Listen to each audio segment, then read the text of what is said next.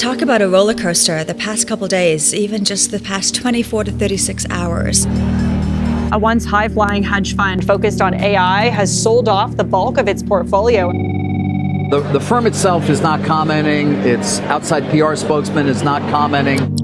Who is this 24-year-old? I don't know what you guys were doing in 24. I think I was getting my first broadcast job. Leopold is 24 years old. He runs a hedge fund that had $45 billion in assets.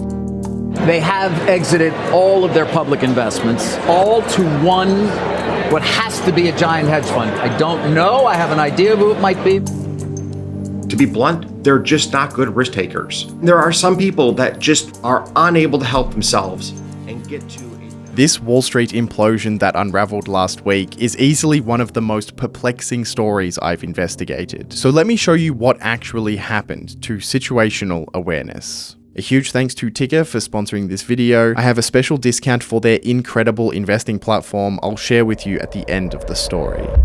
In July 2024, a 22-year-old AI researcher launched a hedge fund, Leopold Aschenbrenner, a name that was gaining notoriety in Silicon Valley because of an essay he'd published the month prior. Right now, there are perhaps a few hundred people, most of them in San Francisco and the AI labs, that have situational awareness. Through whatever peculiar forces of fate, I have found myself among them. Investment firm will be kind of like, a brain trust on AI. It's going to be all about situational awareness. We're going to have the best situational awareness in the business. We're definitely going to, we're going to do great on investing. Within months, he'd raised more than $100 million from some of the biggest names in tech.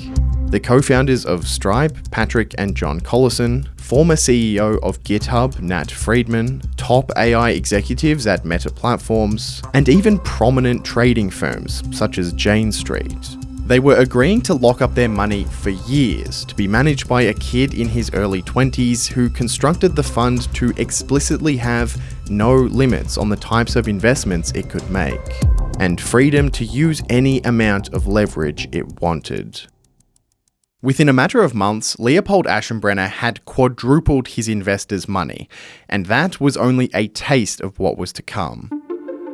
I think people really underrate the decade after. Right? You have the intelligence explosion. I think done right, there's a lot of money to be made. I think if AGI were priced in tomorrow, you could maybe make 100x. Probably you can make even way more than that.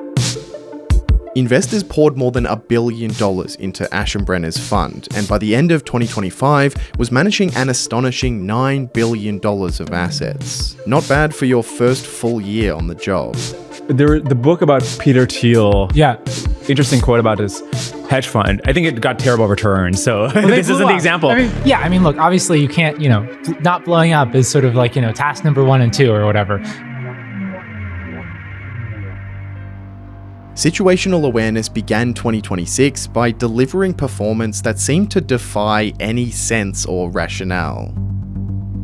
The fund's equity was split between investments in public and private markets. The private side largely reflected an investment they'd made in the AI company Anthropic, sometime in 2025. The value of that bet jumped by 408% after Anthropic raised money at increasingly staggering valuations. And yet, somehow the other half of the hedge fund was even more impressive. Leopold's half-yearly investor letter revealed a ridiculous 439% net gain. The fund, which was not even 2 years old yet, now controlled about $45 billion of assets. And Andrew, this is a morning where people wake up and they say, "Ooh, what should we think about this? What do we do?" In a letter to investors on the 24th of July, Leopold admitted that the fund had been impacted by the recent market turbulence. Many of the AI-related stocks he had held in the portfolio began declining sharply towards the end of June, and in July, the sell-off was accelerating. It is down and down hard. You're seeing a big rotation, it looks like, into Chinese tech stocks. SK Hynix product, it is down by circa 50% off its highs. Its highs were only hit a few weeks ago. One of the biggest surprises came on the 24th. Chipmaker Intel reported strong operating results, and yet its share price fell.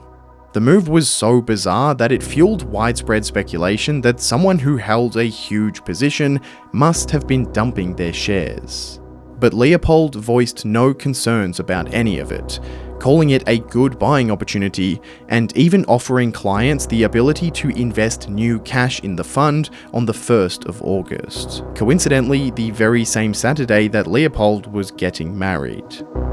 Unfortunately, situational awareness in its current state would not make it that far.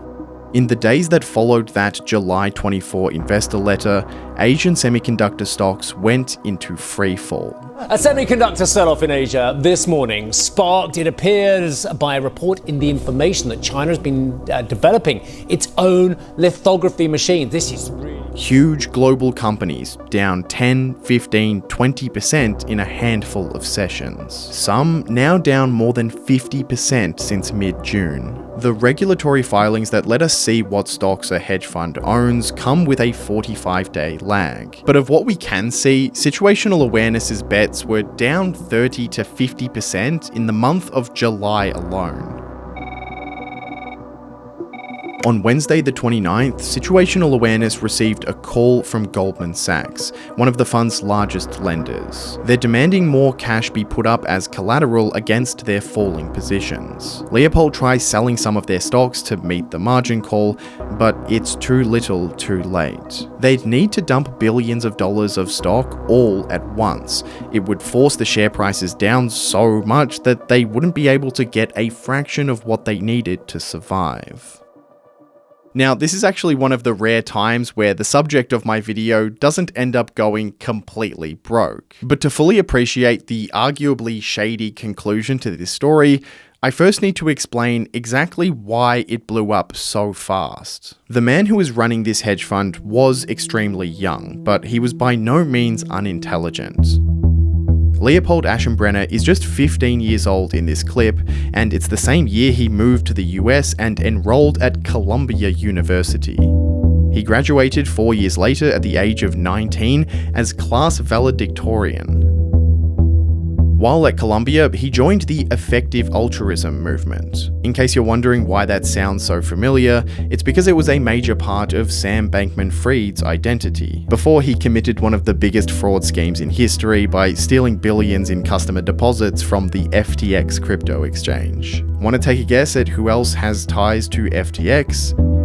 Leopold Aschenbrenner. In 2022, he worked at the FTX Future Fund, the philanthropic arm of the business. To be clear, Leopold genuinely had nothing to do with the FTX fraud, but it is kind of funny to me that there's always these weird connections between all the stories that I've covered. He resigned in late 2022, the day before FTX filed for bankruptcy, and he took a job at OpenAI. He lasted there for about a year before he was fired and accused of leaking company secrets.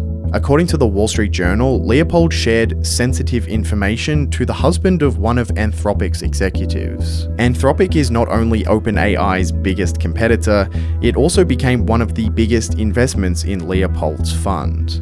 But Leopold believes that the firing was actually related to an earlier incident. Last year, I had written a memo about OpenAI security. I thought it was, egregiously insufficient. A couple weeks later, a sort of major security incident occurred.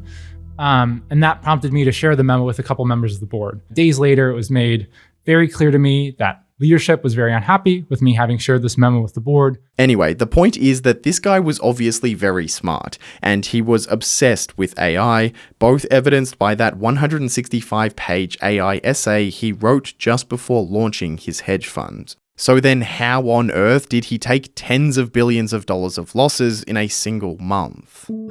He basically made two really bad mistakes. The first is leverage. According to the Wall Street Journal, for every $1 of the fund's equity, Leopold would borrow $3 to $4 to amplify the returns. $1 of investors' money plus $4 borrowed, so the fund buys $5 worth of stock. If the stock rises 10%, that's a 50-cent gain on $1 of equity, a 50% return. This is the main explanation for why situational awareness was posting such absurd performance numbers. Unfortunately, using debt also amplifies the losses if the stock declines, and at 5x leverage, it can be violent. A 10% decline would lose 50 cents of the $1 in equity, meaning half of your investors' money is wiped out.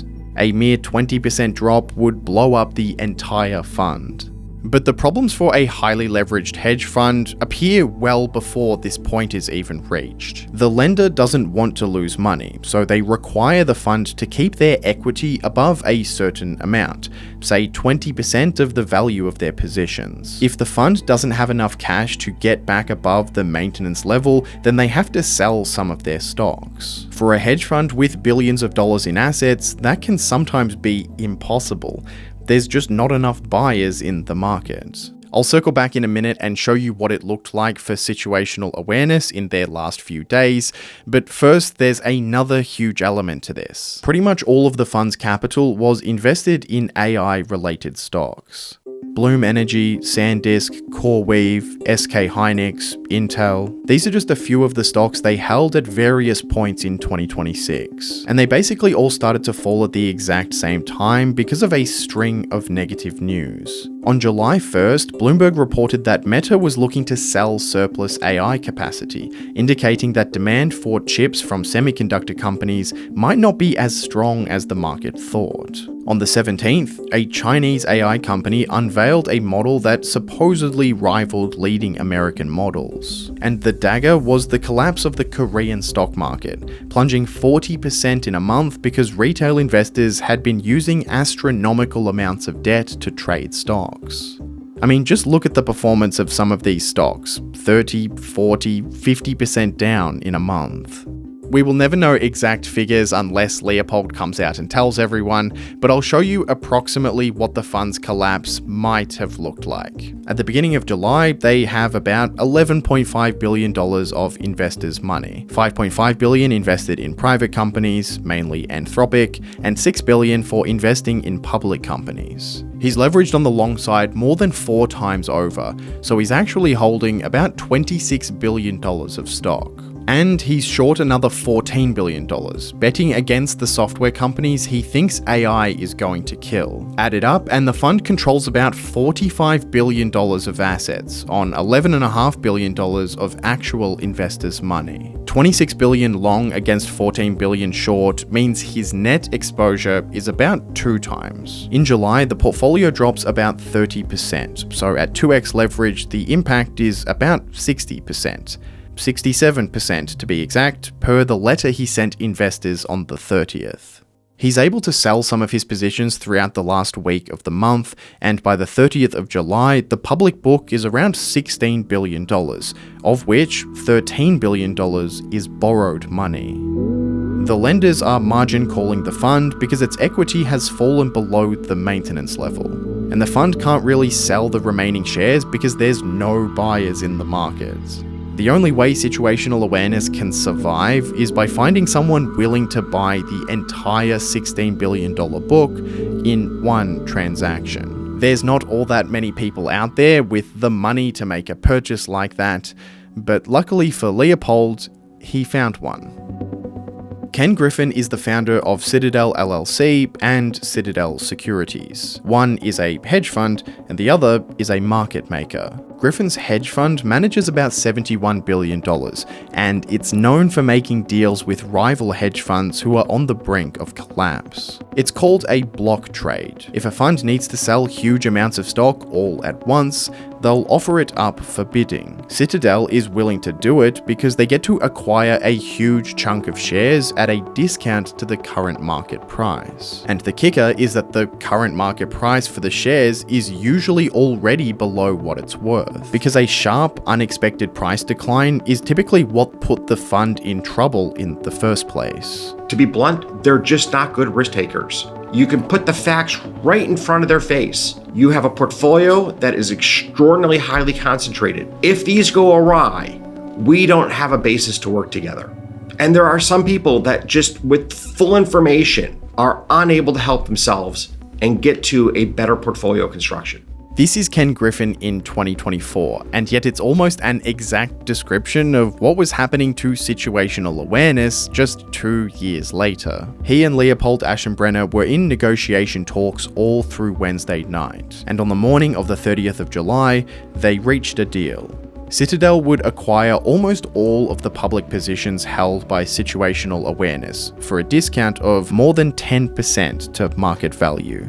So Situational receives the cash it needs to pay back the banks that had lent to it, and what was left was about $5.5 billion in private company investments and a couple $billion in stock. From $45 billion to under $10 billion in a month. That same day, in a letter to his investors, Leopold said, "We let you down this month. We came closer to permanent capital impairment than is acceptable to us." The unaudited decline for July was 67%, and amazingly, the fund is still up 80% for the year.